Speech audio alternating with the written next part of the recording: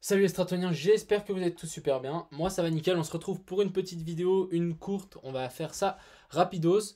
J'espère qu'elle vous plaira. On ira voir le Bitcoin, l'Ether comme d'hab et on ira voir ici la petite liste. Donc on a Algo, Cell, DOT, EOS, HNT, Océan, Perl, RSR, XRP, XTZ, ZEC, donc Zcash, Zen et Noia. On est tout de suite parti donc sur les Bitcoins. N'hésitez pas à vous abonner et à mettre un like, ça me fait super plaisir. Et on est tout de suite parti. Et aussi un dernier truc, je remercie les gens qui utilisent mes liens d'affiliation, c'est cool, je viens d'avoir quelqu'un qui s'est connecté avec crypto.com, donc je vous remercie infiniment, ça me permet un petit peu de récompenser le travail fourni, donc c'est cool. On est tout de suite parti pour le Bitcoin, donc le Bitcoin qui stabilise, en fait il nous forme ce magnifique W ici, mais on casse cette trendline, donc cette trendline ici, c'est comme des résistances en fait, quand on vient chercher en fait les sommets, puis après on essaie de prendre les plus. Ouais, je vais vous expliquer. Une trendline, c'est une ligne imaginaire que en fait on peut faire entre plusieurs sommets, et le but c'est que cette trendline touche le plus d'endroits possible pour qu'elle soit le plus valable entre guillemets. Donc ici ça on va pas toucher vu que c'est la racine, mais ici on touche une fois, deux fois et là trois fois. Donc pour moi, celle-là, elle est valable, c'est quand même, ça fait beaucoup de fois qu'on touche, et on la break, donc on l'a bien break avec une belle bougie. Et maintenant, on continue, on fait vraiment une stabilisation presque parfaite, donc on va peut-être zoomer un petit peu pour regarder un petit peu la direction, mais j'ai l'impression qu'on a un peu pris ici en sandwich. Donc ici, on a cette trendline qui passe, peut-être on va regarder en 15 minutes, ça sera, voilà. On a donc sorti, sorti de cette trendline ici en 15 minutes avec cette bougie ici, donc pan. Et maintenant, on fait vraiment une consolidation au-dessus de cette résistance. On fait même un bull flag. Donc, un petit bull flag, c'est quand on monte, on stabilise et normalement, on repart par le haut. Donc, pour moi, c'est exactement ce qu'on est en train de faire ici. C'est un petit bull flag, donc on va peut-être continuer et le casser par le haut. C'est plus ou moins la prédiction. Donc ici, on va patienter tout simplement, et je voudrais voir une cassure au-dessus des 35 000 dollars. Même en 15 minutes, ça me suffirait pour indiquer que on va tout simplement partir par le haut. Donc là, on va attendre. On est venu retester ce W ici. On va attendre, on va être patient, et je voudrais pas avoir une cassure par le bas. La prochaine zone de secours, si on casse par le bas, ça sera ici. Donc j'ai tiré cette trendline à partir de ce plus bas. Ici, vous voyez, on revient mécher. On va prendre les bougies pleines. On revient mécher sur cette trendline. Donc si on vient à casser cette zone de consolidation, je pense qu'on viendra toucher en fait cette trendline ici. Et si on passe par le haut, et si on casse ça encore par le bas, je pense qu'on ira voir plus bas. Mais pour moi, c'est pas d'actualité ici. On verra ça, on verra juste après pourquoi. Mais donc ici, zone de consolidation. Si on casse par le haut, on aura cette EM à 200 ici en 1 heure. Je pense qu'elle va être grignotée en 2 secondes. Je pense parce qu'ici, ça commence vraiment à se resserrer. Les stops sont en train de se mettre au-dessus, les stops aussi en bas. Donc dès qu'on va partir par le haut, ça va juste ça va juste être vertical, tout simplement. Maintenant, qu'est-ce que on peut voir tout simplement? Ce serait déjà revenir chercher le haut de ce W. Donc on va juste chercher, on va faire quelque chose de précis. Voilà, ça sera revenir sur les 36 693 pour le Bitcoin. Et je pense qu'on pourrait très bien aller mécher un poil plus haut. Donc, est-ce que la baisse est déjà finie? Est-ce que maintenant, c'est ça le dilemme, c'est si on repart par le haut. Est-ce qu'on vient et on casse cette trendline ici, ou on vient refaire un plus bas? Donc moi, mon scénario, c'est on casse par le haut, on revient, on prend peut-être un peu de temps pour monter, ou je sais pas. On revient sur ces zones ici de tous ces tops. Même, je vais peut-être même mettre plus précis parce que j'ai pas envie de la mettre là. Ici, pour moi, ça sera plus pertinent. Donc revenir ici sur ces supports et ces résistances. Donc on casse par le haut, c'est pas ça que je veux faire. On casse par le haut, hop, on vient chercher ce W, on fait un petite stagnation sous la résistance, donc ce qui est normal. Ensuite on casse par le haut, on vient directement chercher ici par exemple les 39 000. On vient faire résistance sur cette traîne là, sur cet ancien support résistance, et ensuite on se fait repousser. On revient faire un bottom un peu plus loin, un peu plus bas, donc on continue à dégringoler, on fait un double bottom et on repart et on s'extrait. Ça serait mon scénario, donc plus ou moins quelque chose comme ça. On vient chercher là et ensuite on dégringole, donc ça nous ferait un magnifique gigantesque W. Et ce qui sera intéressant, ça sera ici aussi d'en acheter un peu la cassure. Je suis en longue, donc on verra un petit peu comment ça fonctionne. Je voulais vous montrer aussi ici en 6 heures, donc avec un petit indicateur. Ici, il nous a imprimé donc un vert et un blanc. Donc un vert et un blanc, ça veut dire que c'est bullish. Et tout simplement, si on vient beaucoup plus bas, donc ici on peut voir qu'on avait deux verts, donc on était dans un creux, on a eu le blanc ici. Ensuite, ici on a eu un vert et un blanc, donc voilà, c'est quand même assez pertinent. Ici on a de même un vert et un blanc. Ici, on a eu un vert, un blanc, et après on a eu la crise du coronavirus, donc ça c'était avec BitMEX, donc ça pas trop pu prévoir, malheureusement il marche pas à 100%, mais quand même, il y a de l'intérêt je trouve là-dessus. Et on va peut-être passer juste, je voudrais bien en voir un arriver en daily, pour l'instant il n'y en a pas, donc on va tout simplement patienter, mais je pense qu'en daily ça peut être ouf, et ici en 4 heures on en a aussi. Donc intéressant de notifier ceci. On est donc voilà, on va tout simplement attendre la résolution en fait de ce petit bull flag. Donc voilà, donc un bull flag c'est tout simplement on monte, on vient faire une stabilisation, donc ici ça fait comme un petit drapeau, et ensuite on recasse par le haut. Donc c'est plus ou moins ce qu'on est en train de faire. Donc ici bull flag et hop. Ce qui pourrait d'ailleurs, je vais juste voir ce qui pourrait jusqu'où pourrait nous amener. Donc on va prendre ça, on va pas être gourmand. Hop, et ça on pourrait le projeter, je crois on le projette ici ou ici, je sais plus exactement. Mais en tout cas ça reviendrait ici sur le haut du W. Donc intéressant, moi je suis plutôt bullish en ce moment. Si ça lâche, on ira sans doute chercher ici cette zone. Mais si on ne casse pas cette zone, ça me va. L'Ether, c'est plus ou moins la même chose. On est tout simplement encore dans ce triangle rectangle ici. Il nous fait vraiment la même chose que le Bitcoin. Ici, le petit bull flag, hop, et je pense qu'on pourrait aller chercher en fait cette grosse résistance horizontale. Mais j'ai rien d'autre à dire ici pour l'Ether qui suit vraiment le Bitcoin à perfection. Ensuite, je voulais juste rajouter link à ma liste. Donc on est tout de suite parti pour Algo. Donc Algo qui m'a été demandé, j'avais oublié, je m'excuse. Mais donc ici, voilà, c'est exact, c'est plus ou moins ce scénario que je veux pour le Bitcoin et l'Ether. C'est, on nous fait ici résistance, hop, et on fait en fait ce magnifique W. Donc on est pumpé, et vous voyez ici on a fait un petit cafouillage. Quand on est revenu ici sur ces anciens tops, petit cafouillage, ce qui est totalement normal avant d'arriver sur une résistance, et ensuite, boum, extraction par le haut en 1 heure. Donc pour l'instant c'est plus ou moins bullish ici. On est revenu en 6 heures, je vais pas mettre en 6 heures, je vais mettre en daily. Vous savez quoi, donc ici en daily pour moi c'est clairement bull, hein. On est clairement revenu chercher en fait ces tops.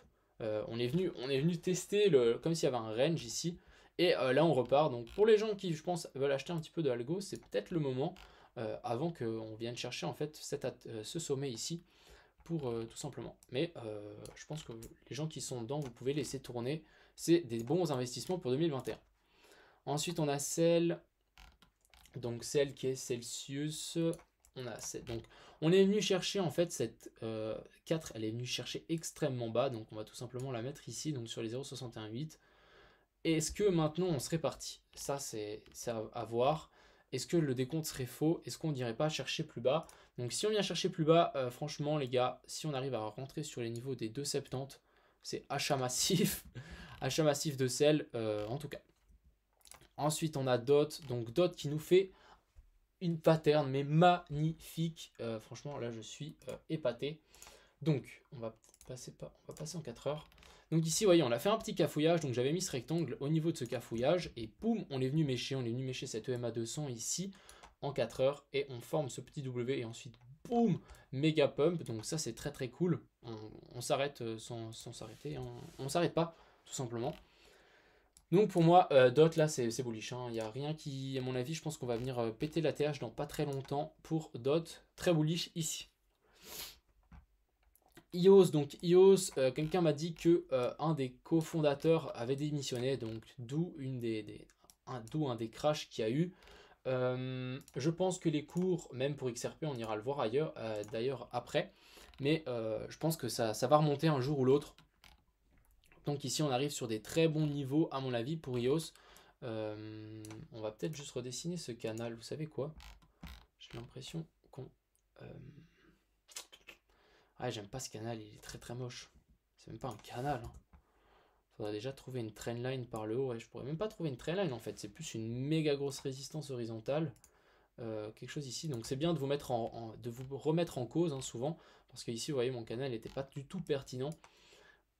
Ici, je voudrais vraiment voir du coup une cassure au-dessus des 4 $ pour EOS. Pour en tout cas chercher ici ce top. Pour EOS, je l'ai déjà dit. Bref. Mais si on arrive à le prendre ici sur les bornes basses, à mon avis, ça sera toujours un très bon achat. Ensuite, on a HNT que je ne connais pas. Ça fait pas longtemps qu'il est sur Binance. Ça fait pas longtemps. Ça fait quelques semaines. Ouais, on est dans un range. Hein. Vous savez quoi? Ouais, on est clairement dans un range. Donc depuis ici à ici. Tant qu'on s'extirpe pas par le haut ou par le bas de ce range, j'ai rien à dire. Il faudrait vraiment s'extirper. On revient tester. Donc ça veut dire revenir tester, c'est on pump, on revient sur ses anciens supports. Donc en fait, on vient faire support sur les anciennes résistances et ensuite on s'extirpe. Donc souvent, laissez courir le train. Il reviendra forcément la plupart du temps. Regardez par exemple DOT. On n'est peut-être pas revenu sur cet ancien top, mais on est monté, on est bien venu redescendu. Et les gens qui suivent les Fibo, les 0,5, les 0,38, sont des très bons points d'achat. Ensuite, on a Link. Donc, peut-être passer juste en 4 heures. Ici, on a Link qui nous fait ce magnifique W. Je crois qu'il y a même les deux petits signaux. Donc voilà, un vert et un blanc. Rien à dire. Je pense que Link va faire comme un peu un dot. On va repartir. Pourquoi pas venir chercher en fait cette zone ici. Donc pour Link, donc ça sera les 16,8 $. Pour l'instant, on l'a pas cassé, hein, donc tout simplement, moi je vous conseille d'attendre le breakout de la neckline. Donc la neckline, c'est le sommet du W. Donc ici, si on prend les mèches, je pense qu'on va continuer un petit peu à se faire repousser, refaire peut-être un petit cafouillage ici, puis ensuite s'extirper par le haut, ou sinon vraiment nous faire stack et on revient dessus pour ensuite repartir. C'est des patterns à envisager. Ensuite, on a Noya. Alors, on a Noya qui est sur les 0,5 qui les mèche violemment. Donc vraiment ceux qui ont réussi à prendre sur les 0,5, parfait. Ici en 6 heures, on forme un petit W, mais c'est pas très pertinent. Les 6 heures, je préfère. Il faut regarder en 4 heures. Ouais. C'est intéressant, il n'y a pas de divergence ici en RSI, mais on nous fait genre un joli double bottom ici, et pour l'instant ça ne vend pas, ça ne vient pas plus bas, donc tout simplement soit patienter, soit acheter ici un petit peu en DCA pour Noya. Ensuite on a Océan qui est toujours à mon avis dans ce range très moche. Peut-être juste passer en weekly. C'est quoi cette mèche ici? On pourrait commencer à nous former un gigantesque ici W, et ça serait extrêmement bullish. Mais personnellement, je pense que c'est pas mal. Hein. Ce qu'on nous fait, c'est vraiment pas mal. On vient chercher un poil plus bas. Ouais, mais ce qui me plaît pas ici, c'est vraiment c'est mon analyse technique en fait. Elle est très nulle. On va dégager ça aussi. Je préfère plutôt ici tirer une petite trendline. Tac. Voilà, ce qui pourrait nous indiquer une sortie en fait. Et ici, si j'arrive à dessiner correctement. Ouais, nous imaginez quelque chose comme ça, ou prendre, sans prendre les mèches, nous faire un petite zone, un petit triangle comme ça, et s'extirper par le haut, ce serait nickel pour Océan, mais patience, et si on imprime ce magnifique W ici, et on vient le confirmer plus haut là, oh ben voilà, les gars, c'est moon pour Océan. Ensuite, on a Perle, donc Perle qui... Oups. On a Perle qui nous fait pas grand chose, malheureusement. C'est vraiment décevant. J'aurais voulu qu'on revienne ici et qu'on reparte par le haut, mais c'est pas ce qu'on est venu faire. Maintenant, on a déjà cette magnifique trendline qui pourrait être dessinée ici. Donc tac, voilà. Prenez le plus de points de contact. Donc 1, 2, 3, 4 et 5. Donc pour moi, elle est pertinente. Et ici, est-ce qu'on pourrait très bien peut-être prendre ça. Hein, donc il faut bien aller voir plus bas. Voilà. Donc là, ça pourrait marcher. Quelque chose comme ça. Donc je pense qu'on va continuer à latéraliser ici pour Perle et ensuite s'extirper par le haut, ce qui pourrait être très intéressant ici. Mais rien d'autre à dire. Ensuite, on a RSR. RSR qui est venu mécher en fait ici. Hein, donc je pense que je l'avais déjà dit hier. Mais très intéressant ici. Attendez. Moi, ce que j'aime pas là sur ce chart, c'est cette grosse ici divergence sur RSR. Mine de rien, on nous forme un joli W, sauf qu'ici, vraiment, on nous forme une grosse divergence. Ça, c'est vraiment, je sais pas. C'est mauvais et bon signe en bull run. Les divergences, on s'en fout un peu, mais ici, pour l'instant, ça reste bull et ouais, je sais pas trop. En tout cas, si tout repart, RSR va repartir avec. Donc, je me fais pas trop de soucis pour ça. Donc, pour moi, je dirais que c'est bull, tout simplement. Ensuite, on a XRP. Donc, XRP, je suis rentré avec un petit levier ici dessus. Pour en tout cas viser ici la zone cette zone, revenir sur ces mèches ici. Qui, je pense, peut valoir quelque chose. On va peut-être juste passer. Ce que je voulais vous montrer ici, c'était en 4 heures. On est vraiment dans une zone, mais genre. C'est vraiment une zone de stabilisation extrême. Et à partir du moment où on va péter, ça risque d'être extrêmement. Ça risque de péter tout simplement. Hein. Mince. Ça me fait penser en fait à cette zone ici, quand on fait ce genre de choses. Et ensuite, départ. Surtout ici maintenant, on a fait ce petit W ici, très sympa. XTZ, on revient sur cette EMA 200. Donc la EMA 200, hein, c'est une moyenne pondérée des 200 derniers jours, donc les 200 dernières bougies, ce qui nous aide un petit peu graphiquement. Et donc là, on est revenu mécher. Ce qui est intéressant, on est venu mécher encore sur cette zone. Maintenant, il faudrait toujours tout simplement attendre une extraction de cette zone pour XTZ, donc les 2,70. Ensuite, on a Zcash, oh punaise. Donc Zcash qui est tout simplement parti to the moon. Hein. Rien d'autre à dire là-dessus. On va peut-être juste ajuster mon canal. Voilà, donc là, il me semble que c'est plus pertinent. Ici, on prend plus ou moins les bougies clôturées avec la mèche. Et ici, on arriverait en haut du canal. Donc faites attention, les gens qui veulent acheter du XTZ. Je dis pas qu'on peut pas faire ça. Hein. Et venir chercher en fait cet ATH. Mais on est quand même... Ah punaise, je me trompe de touche aujourd'hui. Mais on est quand même sur un plus haut ici de ce canal. Donc attention. Et ensuite, on a Zen qui est complètement parabolique. Peut-être juste passer ici en 4 heures. Franchement, c'est tellement difficile à dire. Quand c'est parabolique, franchement, il n'y a pas d'analyse à faire vu qu'il n'y a aucun historique. Revenir sur les 0,5, ça me paraît plutôt pas mal. Donc les 22,4. Mais si c'est bull, bah là, je pense que c'est un bon achat pour partir vraiment le plus haut possible. Donc voilà, j'espère que cette petite vidéo vous a plu. Je ferai peut-être un vocal après sur le groupe Telegram. Donc n'hésitez pas à passer. Et puis on se retrouve demain pour une petite analyse. Donc voilà, ciao tout le monde et excellente soirée.